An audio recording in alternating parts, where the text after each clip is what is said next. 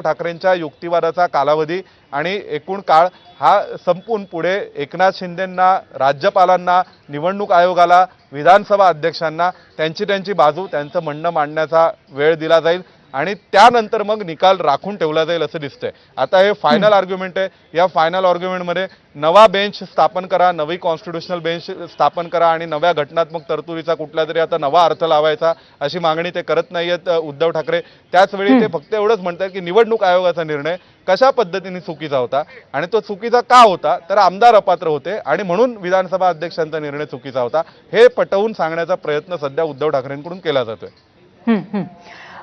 एक महत्त्वाची बाब याच्यामध्ये आहे की हा पक्ष आणि चिन्ह सुनावणीचा सगळा जो आत्ताचा मुद्दा आहे तो न्यायालयीन आहे आणि त्याचबरोबर निवडणूक आयोग या सगळ्या पातळीवरती जरी तो महत्त्वाचा असला तरी सुद्धा तो भावनिक मुद्दा सुद्धा आतापर्यंत राहिलेला आहे आणि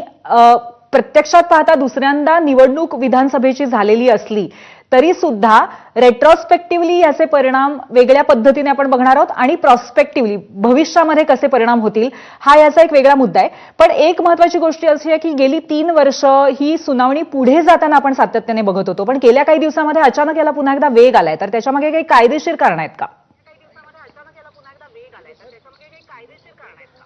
नाही, निश्चितच आताच आपण पाहतोय की सर्वोच्च न्यायालयामधली सुनावणी ही संपलेली आहे। आजची सुनावणी संपून सर्वोच्च न्यायालयाने म्हटलंय की आपण उद्या यावर पुन्हा 2 वाजता सुनावणी घेऊ। याचा अर्थ जे सरन्यायाधीश सूर्यकांत यांनी म्हटलं होतं की आम्ही या संदर्भात आता अंतिम युक्तिवादाला सुरुवात करू, नेमका पक्ष आणि या निवडणूक आयोगाचा निर्णय योग्य होता की अयोग्य होता, राहुल नार्वेकरांचा निर्णय योग्य होता की अयोग्य होता या संदर्भातला फैसला करू असं म्हटलं आणि त्या अनुषंगाने या आधीच्या सुनावणीमध्ये म्हणजे काल जरी काही होऊ शकलं नाही तरी त्या आधीच्या सुनावणीत अर्धा ते पाऊण तास युक्तिवाद कपिल सिब्बलांचा झाला। आज जवळपास 1.5 तास युक्तिवाद कपिल सिब्बलांनी केला आणि त्यानंतर आता उद्यासाठी पुन्हा सर्वोच्च न्यायालयाने हे प्रकरण ठेवलेलं आहे। त्यामुळे गेले 3-4 वर्षांपासून या प्रकरणावर निर्णय होत नव्हता असं म्हणत असलो तरी सुद्धा आता एक गोष्ट मान्य करावी लागते ती म्हणजे सर्वोच्च न्यायालय हे प्रकरण निकालापर्यंत घेऊन जाताना दिसतंय, कारण उद्या पुन्हा या प्रकरणावर सुनावणी आहे। उद्या दुपारी 2 वाजल्यापासून पुन्हा शिवसेना कुणाची, धनुष्यबाण कुणाचा, पक्ष कुणाचा,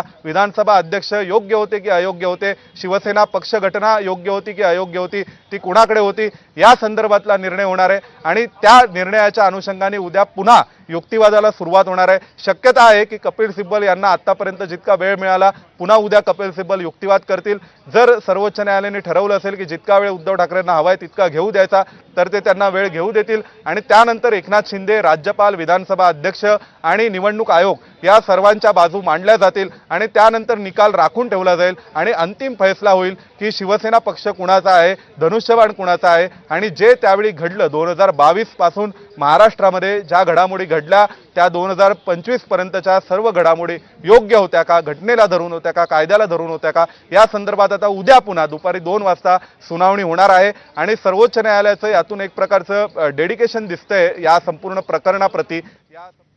प्रकरणाच्या अनुषंगाने की हे प्रकरण नक्कीच आणि त्यामुळे आजची सुनावणी संपलेली आहे आणि उद्या पुन्हा एकदा सुनावणी होणार आहे। आज कपिल सिब्बल यांनी ठाकरे गटाच्या वतीने आपली केस मांडलेली आहे आणि त्याचबरोबर युक्तिवाद केलेला आहे। त्याच अनुषंगाने आपण आपल्या प्रतिनिधींशी आता बोलत होतो, परंतु आजची सुनावणी संपलेली आहे। उद्या पुन्हा सुनावणी सुरू होईल। कदाचित उद्या पुन्हा एकदा कपिल सिब्बल यांना युक्तिवाद करण्यासाठी वेळ दिला जाऊ शकतो आणि त्यानंतर इतर पक्ष